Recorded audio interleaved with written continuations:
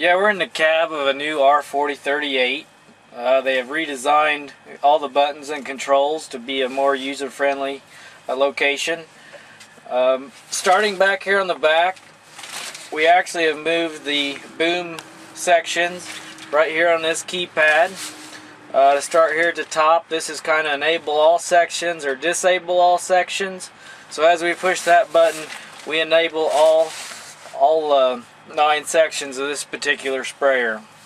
If we want to shut each section off, say if we only want to unfold the boom once, what we can do is just manually shut off L4 and L3, and then we'd shut off R4 and R3, and then we could just spray with the single boom unfolded.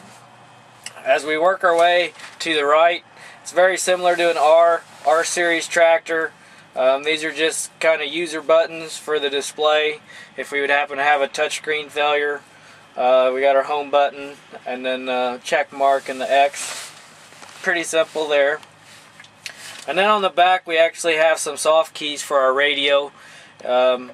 Makes it a little more user friendly so we don't have to reach up to touch the radio. We actually have a mute button if you get a phone call. Then as we work our way back, we actually have some light buttons. We got 1 and 2 for different programming on our lights.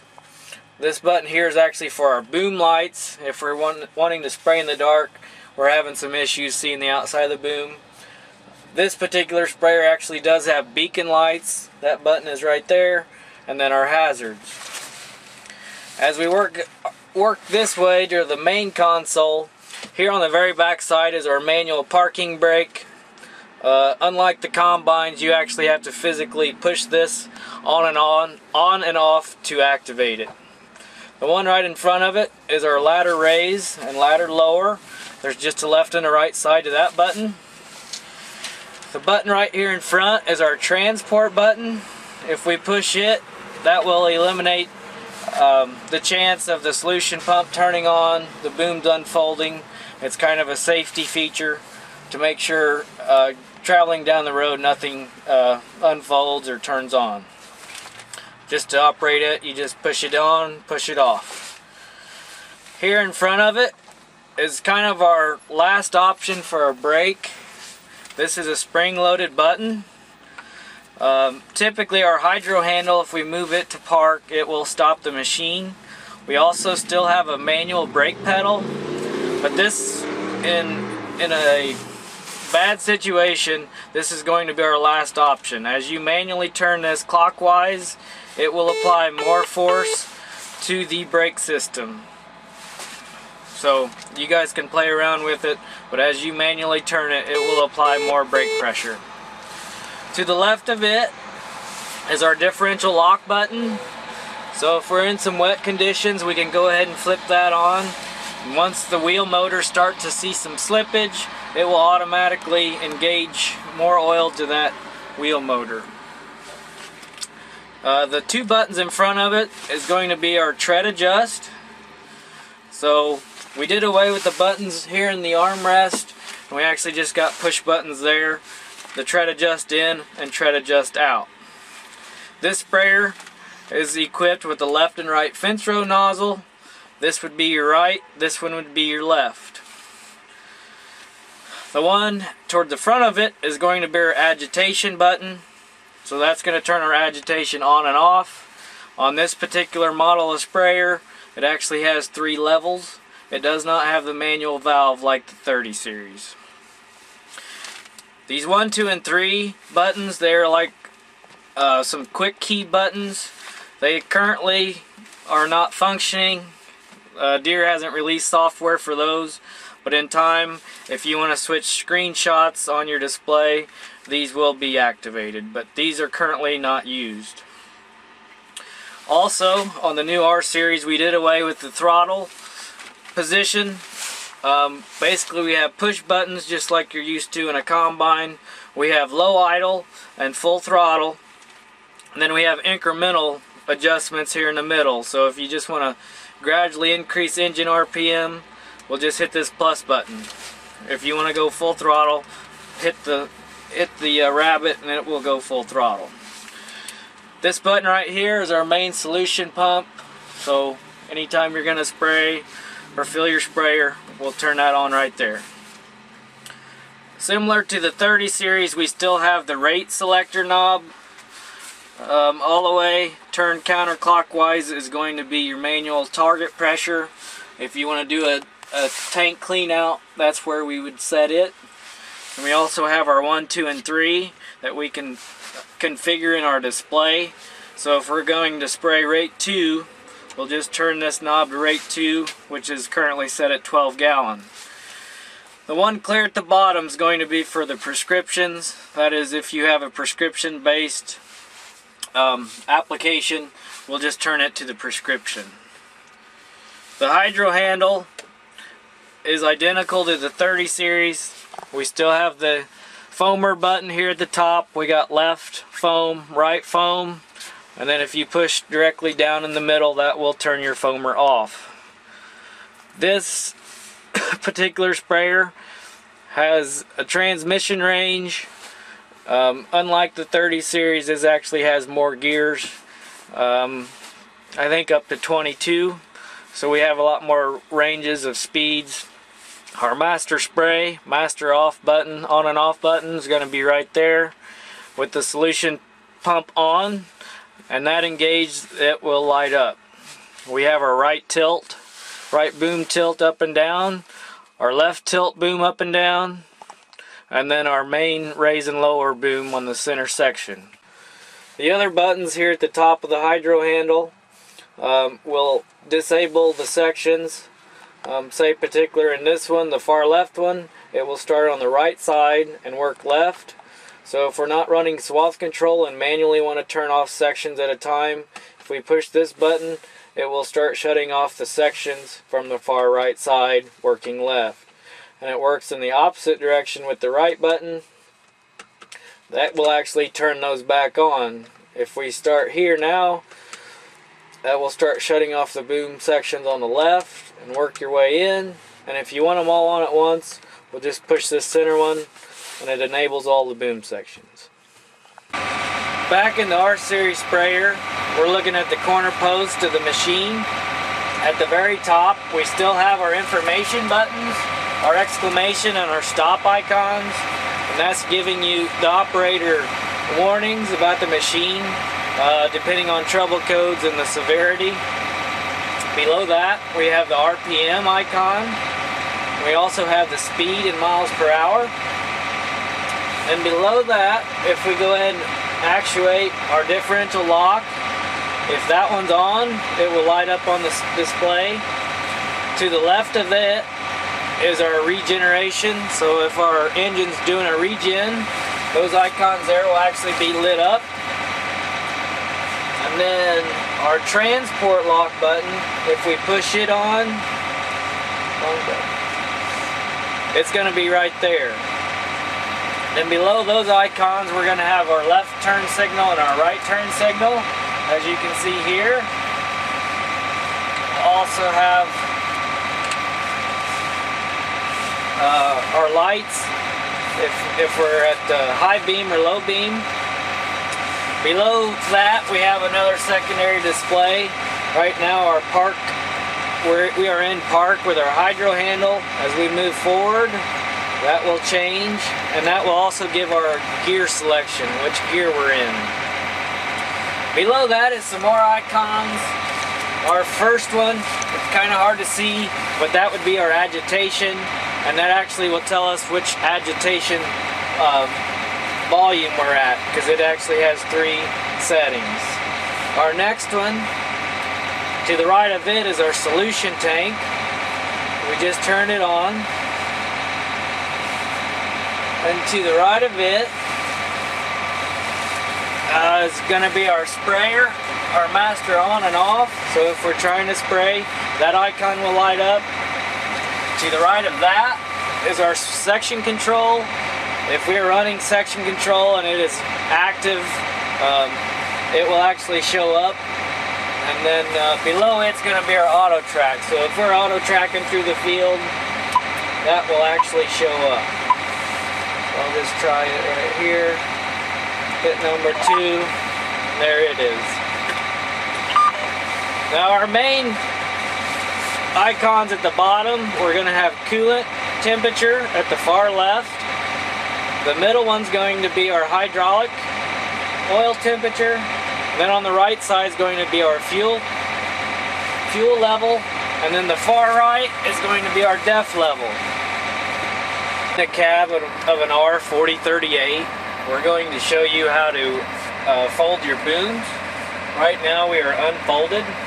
There are two different methods that we can use. We can use the sequential method, which is just like the 30 series, or we can do the auto boom fold method. In order to do the auto boom fold, we're going to have to manually push the dimmer switch on the floor. So we'll push it in, and we're going to hold the raise or the center raise button. We will continue to hold it until it completely folds in.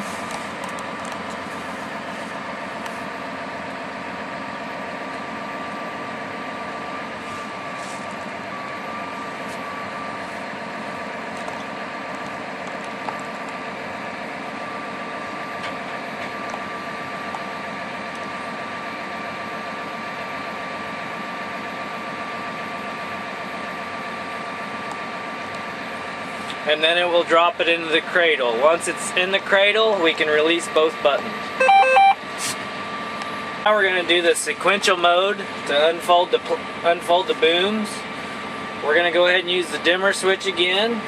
And instead of using the main center boom button, we're actually going to use our left and right boom buttons. So we'll push in on the dimmer switch. We'll hold the left and the right boom in the up position. It will pick up out of the cradle. We'll release both buttons. We'll push our dimmer switch back in, and then our boom left and our boom right lower.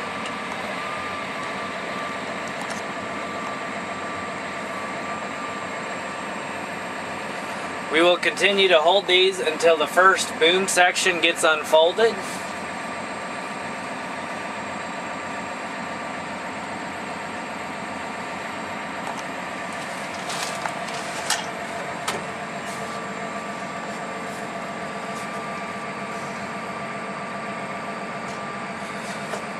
Once we're there, we'll release both buttons and we'll push them another time to get our outer boom sections.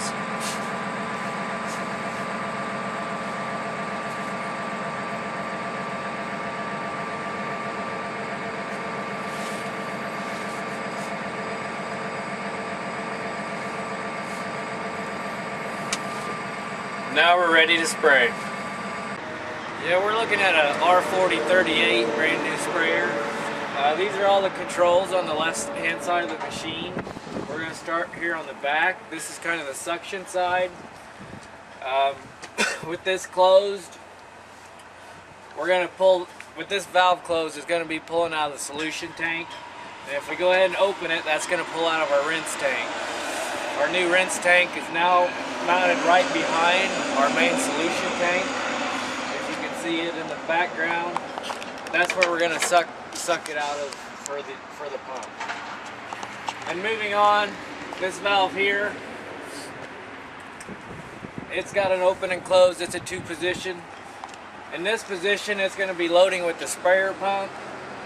Most of the time during operation, it's going to be open. This is going to be your spray operation. So we're going to keep this one open.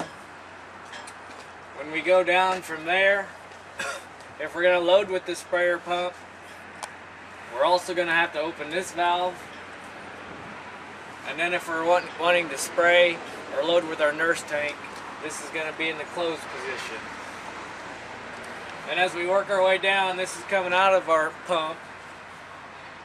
In the upright position, that's going to do our tank rinse. That's going to do our tank rinse up top. In normal spray operation, we're going to turn that facing forward. And then if it faces down, that's going to be our eduction, if we have an eductor mounted on the sprayer. But for spray operation, it's going to be facing forward. This is our side fill valve. All we're going to do is open and close it once we get our nurse tank hooked up. And then this 2-inch line back here, that's going to be our clean water tank mounted behind the solution pump. On the back side of this actually has a strainer, just like you're used to on the 30 series. One thing to keep in mind, most of the new R series we are ordering with a front quick fill line, and those lines do not have strainers on them. So on the nurse side, you might want to go ahead and have a strainer there. Now as we work our way up a little bit, they changed the plumbing, and so now our solution coming out of the pump is going to be up in this position. We actually have a 50 mesh strainer, and then it's going to wide. This particular sprayer is a high flow sprayer, so it has 2 flow meters, and instead of being mounted on the back, we have them in a convenient place right here on the side of the sprayer. The inside's flow meter 1, the outside's flow meter 2. So if you're going to be spraying over 100 gallons per minute, we're going to go ahead and open this valve here. That's going to allow both flow meters to run. One thing to keep in mind also, if this is open, there is now a box to change on the GS3 display that we'll talk about later. So anytime you open and close this valve, we have to tell the display that it's open or closed. Then from there back, we got our orifice valve, just like you're used to. It is going to be open for spraying more than 26 gallons per minute, and if we close it down, it's going to orifice down if you're spraying less than 26 gallons. So keep that in mind, that is not a shutoff.